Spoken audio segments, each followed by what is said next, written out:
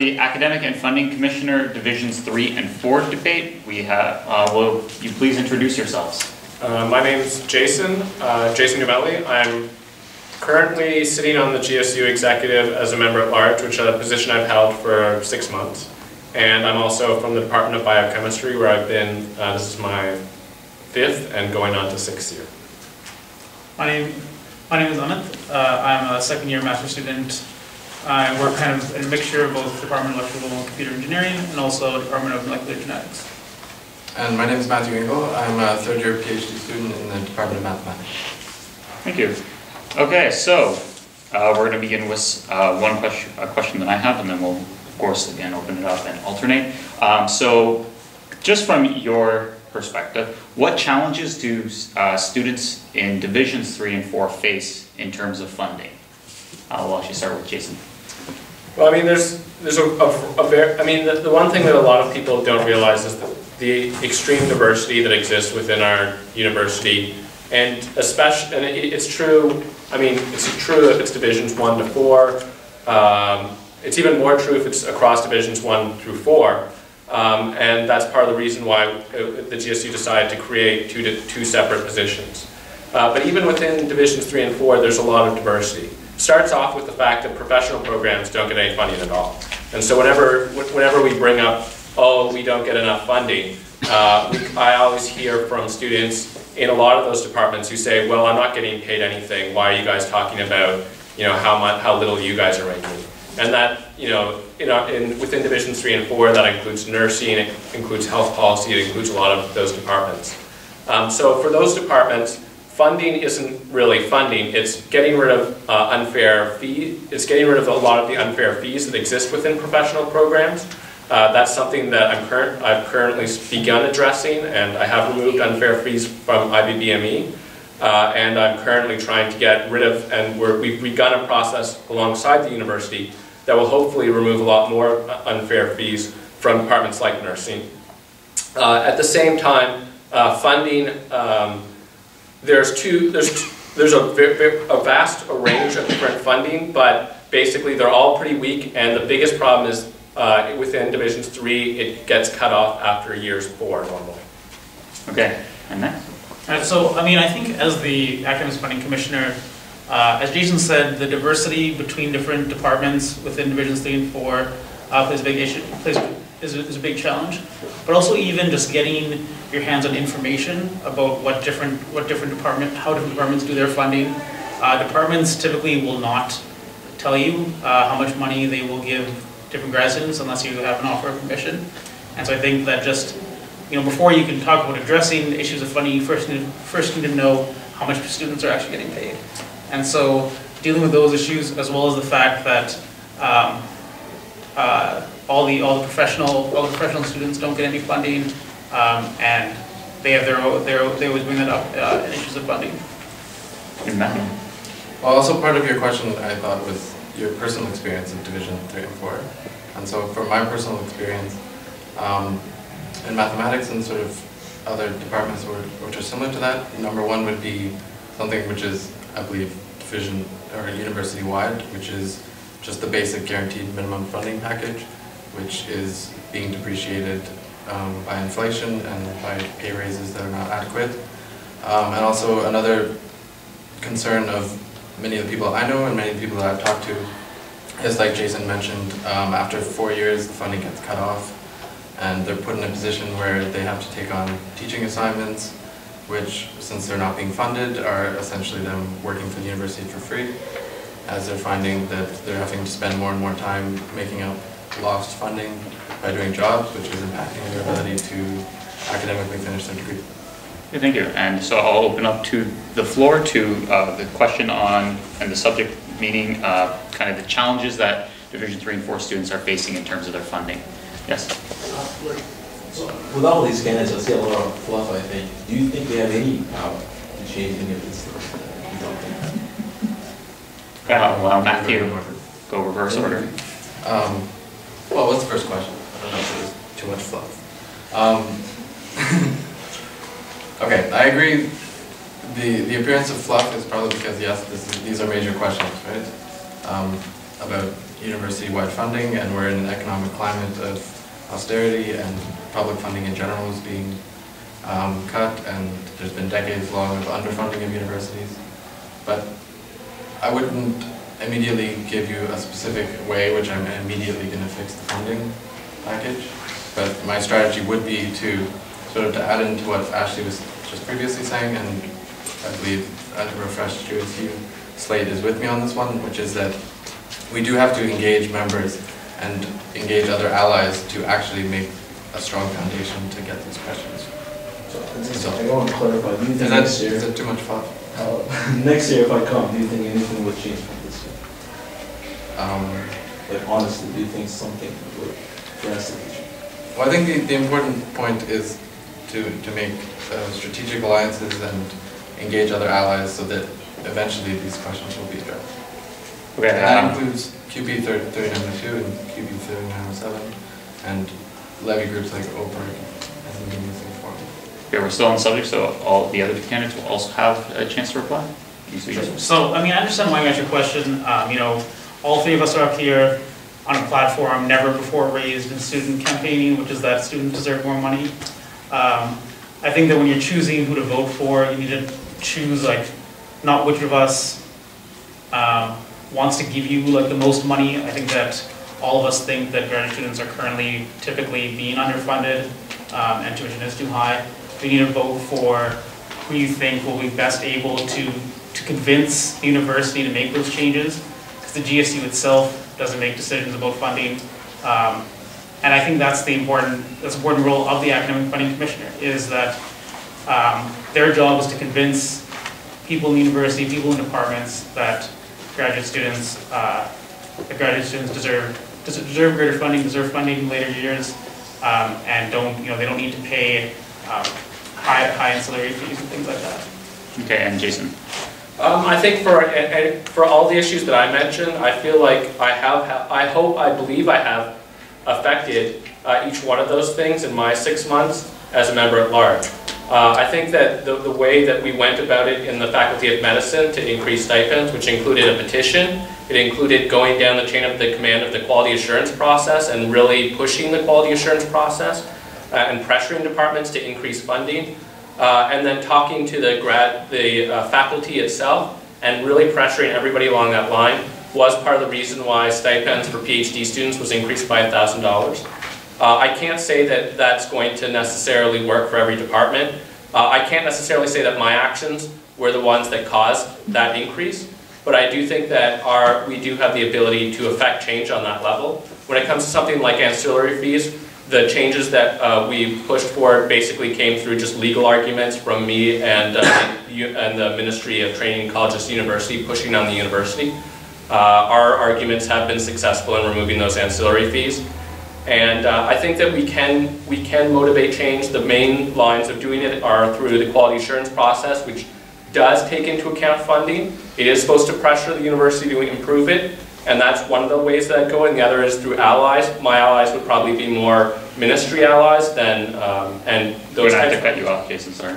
Okay, so I see that screening a lot more questions, so I'm going to kind of keep the floor open so we can field as many questions as possible, and we're going to also kind of expand the horizon also to include, because I know the candidates are talking about stipends and funding a lot. So you, sir, first.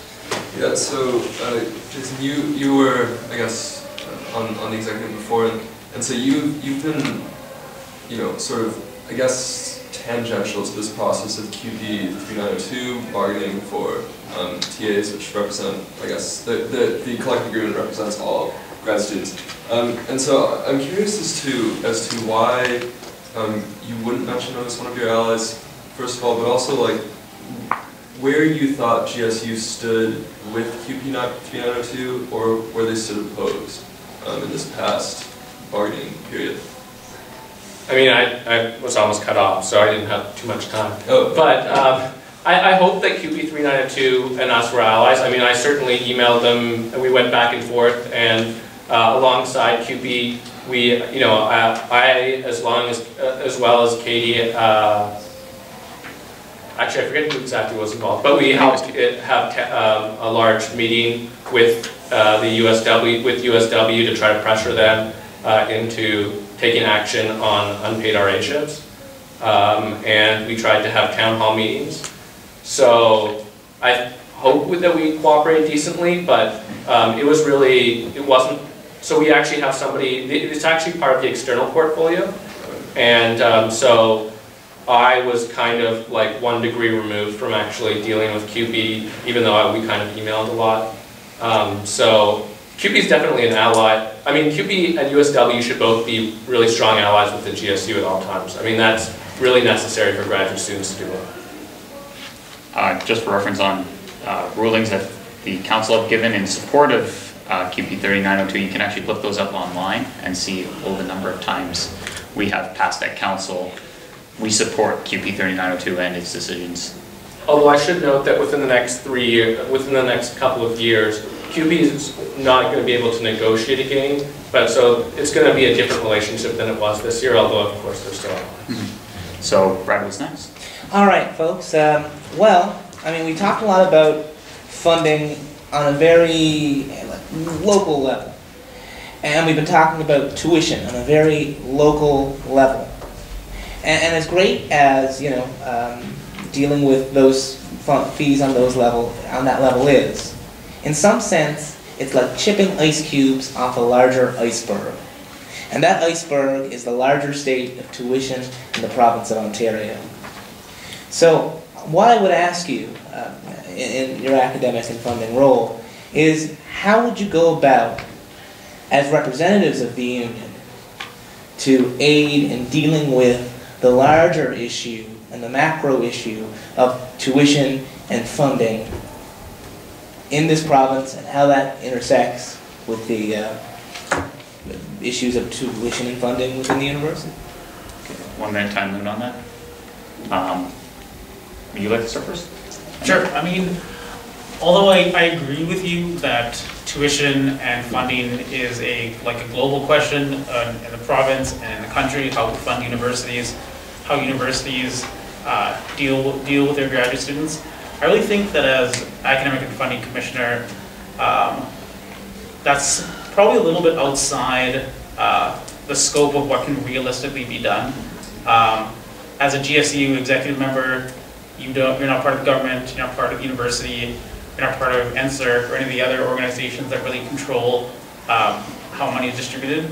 And I think that while it's a worthwhile goal and you should aim for it, to spend your time trying to change government policy when there's so many more realistic issues that affect students every day, that you'd be better spending your time addressing those issues.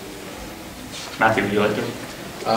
Yeah, so I would definitely disagree that it's not within the purview of the Academics and Funding Commissioner to deal with these issues. I mean, I think there's definitely enough room and time and space to both deal with these day-to-day issues, like particular ancillary fees that are coming at a very low level, and dealing with these as they come and reacting to them. But I think it's also vitally important to all graduate students in funding and tuition issues to engage on a larger level through organizations like CFS, for example, Canadian Federation of Students, and other groups which are taking part in lobbying on both the provincial level and the national level for increasing funding for students all around. Jason? The one thing I really strongly want to do is push for removal of tuition after the BUI period, or the period when students are no longer being funded. That to me is really critical to a lot of students in our departments, and it's something that I'm going to push for very hard.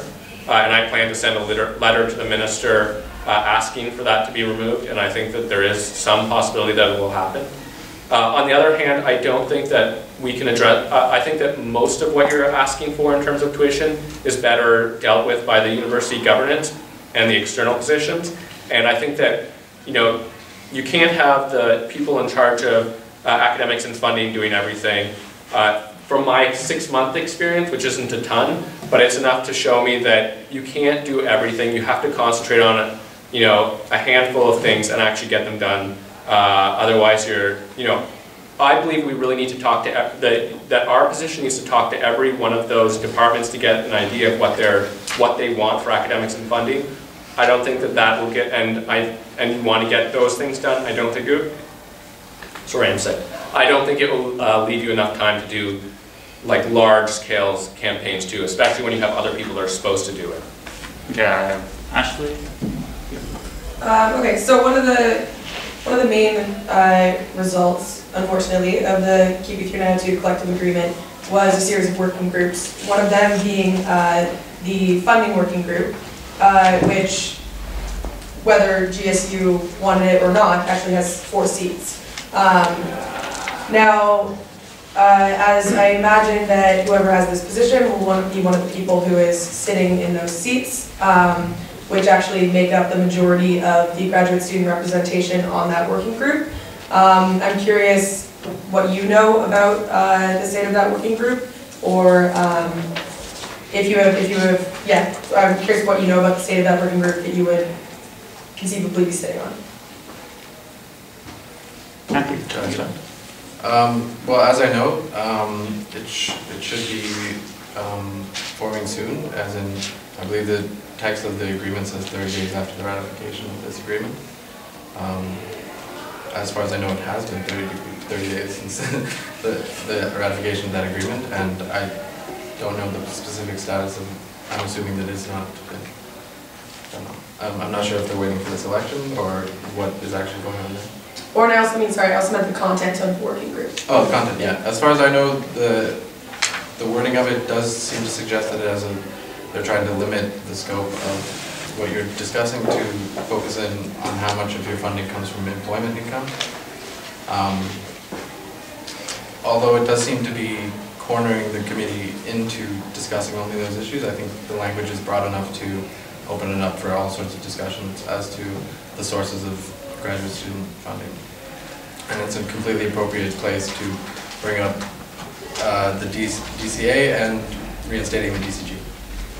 And Amit, would you like to respond? Sure. I mean, I don't know how much to add other than Matthew said about the composition of the working group. I believe that the recommendations are not really binding from the working group. So I think that while it'll probably be a good opportunity to sit down with the administration and discuss these issues, I think income from employment is, I think, less of a role for Division 3 and 4, but it's still an important issue how much time you spend TAing. But I think that the university proposed the working groups and had them non-binding, not really in a matter of good faith, that I'm not sure how much will really come from those particular working groups. Jason? I know from my understanding on the GSU executive is that we had no part in actually pushing for it to be made.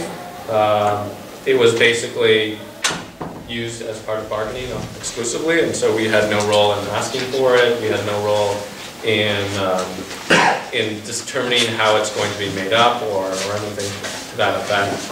And I think from, that does provide the GSU though with some lever of strength insofar as, given that we're being asked to come to a table without any prior permission, we can sit and say, we don't really want to talk about this. We want to talk about making sure that students are using comparables like they would with employment, and to determine the value of the work that's being done.